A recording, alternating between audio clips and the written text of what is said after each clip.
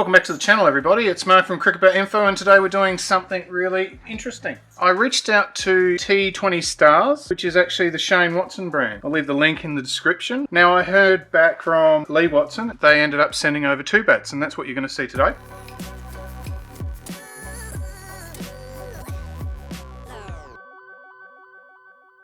First thing I wanted to show to you, something that I was actually really impressed with, is the packaging. They've actually gone all out. They've got all this biodegradable packaging.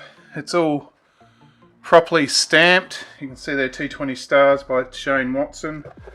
And underneath, when you open it up, for the love of cricket. This is the size 6 bat. And they've also sent the Shane Watson limited edition, which is the grade 2 short handle bat. So we'll have a look at both today.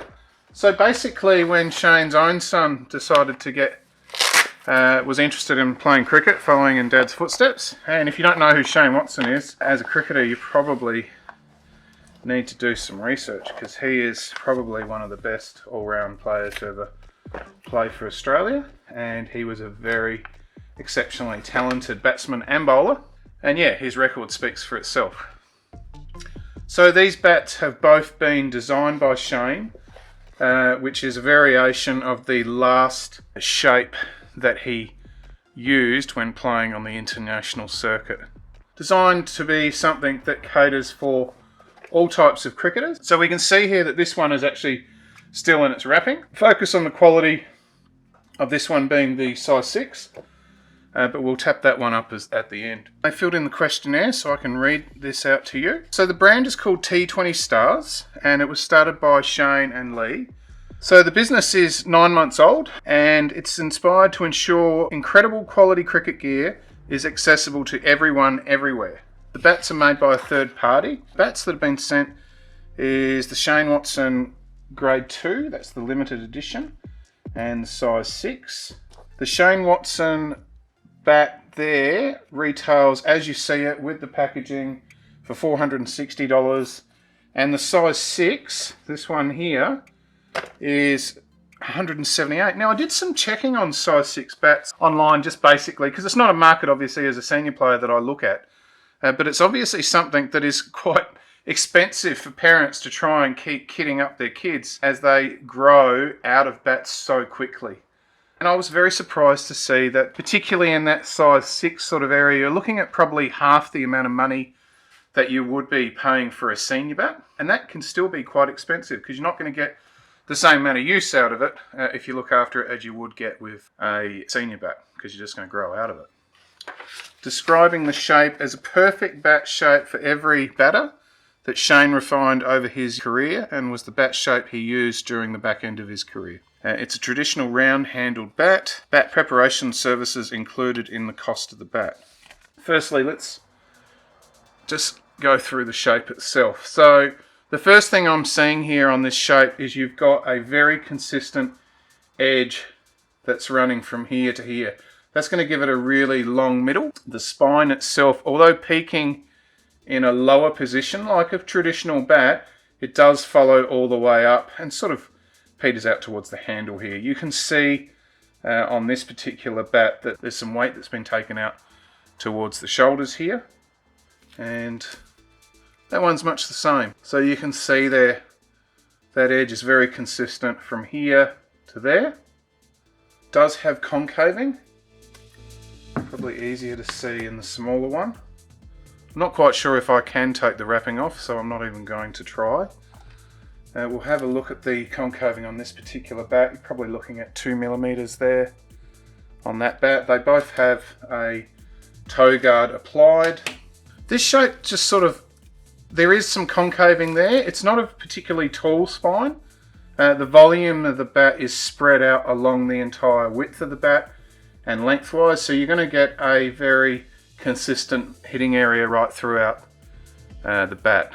Quality of the willow itself looks to be quite good. We've got 1, 2, 3, 4, 5, 6, 7, 8 and a 9th grain here. This is what we call speck. This is just when the tree grows, some dirt comes up through the actual growth and lands in the grain itself. So it doesn't actually damage the bat whatsoever. It just forms part of the aesthetic look of the bat. This is grade 2 willow. So generally it's not as clean as grade 1. The bat itself has some fairly thick shoulders up here and a thick toe. It does have a bit of a duckbill going on down at the bottom of the toe. And yeah, we're probably looking again here at about 2 millimeters of concaving. Handle itself is round, and I can't really see. Yeah, we've got 3 cork inserts underneath there. Obviously with the wrapping on, it's hard to see. The stickers themselves are actually textured and embossed. They're very minimalistic, so you see a lot more of the willow itself, and you've got some laser etching here. You can see here that they've got Extra Tech pre-applied and also the edge tape. There is an attempt to bone the edges. They're not left sharp to try and make them look bigger, but then they break because of people going out and trying to use them straight away. The finish of the bat itself, you can see sanding lines through here. I don't think that's anything that I'm too worried about, particularly at this price point. Once again, you've got that green and gold Australian colours, and these are all textured. They look quite nice. Let's have a look at the dimensions. Starting at the shoulder, 15 millimeters, and quite narrow down here, 33. The edge, looking at 38.4, remembering that the edge has actually been boned. And the toe looks to be quite thick actually at the edge down here, 24.2, so that's actually quite thick. Center of the toe, 27. Width of the bat, something that I do measure, it's 106.6 with the scuff sheet on, so it is on that sort of narrower side that we do see from time to time these days, particularly in the last couple of years coming out of bat factories. I'll also measure the height of the spine, so 62 millimeters. Put the bat through the gauge and you'll see certain features of it. So firstly, we're not looking at a huge bat. I do obviously all those really expensive limited edition bats, the bats that cost over $1,500, and this is not that sort of money, but you can see there we're sacrificing about 4 millimeters on the spine and a couple of millimeters at the edge. Remembering there is slight narrowing of that bat. The face camber itself is on the flatter side, probably a 3 millimeter camber. And as far as bow goes, so that's whether there's any sort of real dramatic bowing of the bat when they make it. There is some slight bow there, but it's nothing dramatic. The grains themselves are nice and straight through the shoulders, which is something that I do like to see on bats, and that generally points towards something that's going to perform pretty well. Now, as far as twist in the handle, I'm trying to twist this and I'm not getting any twist at all, so the handle seems to be actually quite good quality. There's no movement whatsoever in that handle, where some of the really cheap bats can really twist really badly. And the splice itself, because the clear stickers, looks to be quite well made. There's no real major gaps in there. And once again, just test that handle, and that handle is actually really stiff, so it's good. Actually, I don't mind that. There's no real movement in that handle, which means you're going to get a lot more value for your shots because you're not losing that energy and twist and more control over the shots. Even though it's a round handle, which tends to be more accessible for younger players. I know we move towards sort of oval handles, which sort of lead to less dominance of the bottom hand, but also with the modern style of the game, a round handle does lend itself to those bigger shots because you can get your bottom hand more involved in the shots. 1, 2, 3, 4, 5, 6, and at the edge of the 7th grain there. So it's actually quite good.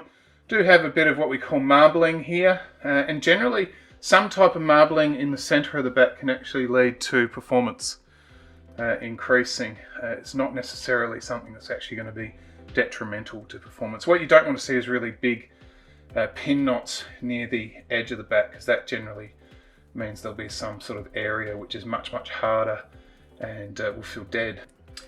Let's actually feel what this bat feels in the hands. So taking my normal batting stance, and the pickup is really nice. It feels really nice under the hands, and yeah, that feels to me like a light 2/8. It's got really nice balance, so that's good. That's what it feels like. Remember, it does have the plastic on, so that might account for maybe a few grams, but we will weigh it. I use the traditional weight, which is pounds and ounces, 16 ounces to a pound. So 2.89 is the perfect weight in my opinion. That's the weight that I would actually look for in a bat. So I've got proper hand knocking tools. This is a lignum vitae mallet. It weighs nearly 800 grams. And when it hits the bat, I tend to know quite easily where the performance is going to come from. We'll start at the toe.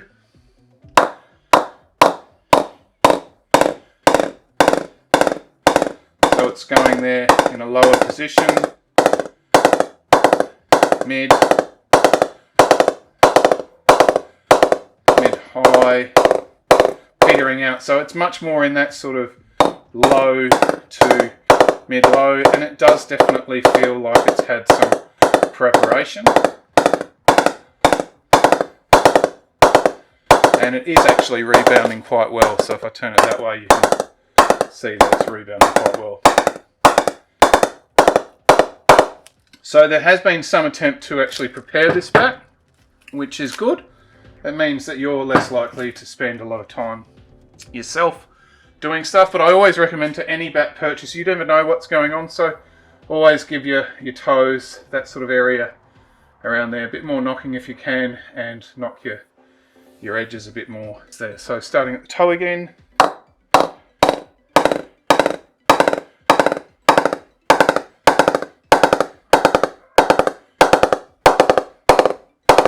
So yeah, it's really in that sort of lower area we've got all our action, which is good. I mean, generally, if you're going to be hitting a ball up here, it's more of a deflection or a punch. All your action is going to come from this sort of area here. So, yeah, it's something that somebody who's going to be coming forward, playing proper cricket shots on the front foot, getting to meet the ball in the correct areas, going to get a lot of value for that. So there you go. That is the T20 Stars bats. What do I think? The price range they're at, I think they're very competitive. You're getting a lot of value. I do like how well presented they are. I think a lot of attention to detail has gone into, and thought has gone into that side of it. I like the fact that they've got something unique going on there, the green and gold, and the fact that they're showing a lot more willow. It's not all about stickers, but the stickers aren't rubbish either. Senior bat, I think, is in the right price range for something that is actually on that pre-prepared side. I think that's quite good for $4.65, and they're an online company only, so they basically, you order online, and they've got a whole bunch of stuff there on the warranty side. You can read it all on their website. Apparently there was a new website going up, and yeah, I do wish them well for this new brand. If you've been a Shane Watson fan, then this might be something you're interested in as well, since that's something that is his shape. So there you go, that's the T20 Stars. Hope you've enjoyed the review. If you're interested, I'll leave some links in the description to other stuff that I've done. I've got videos on preparing cricket bats and looking after them. But if you like what I do, then you've got that to suggest. Otherwise, see you on the next video. Thanks everybody.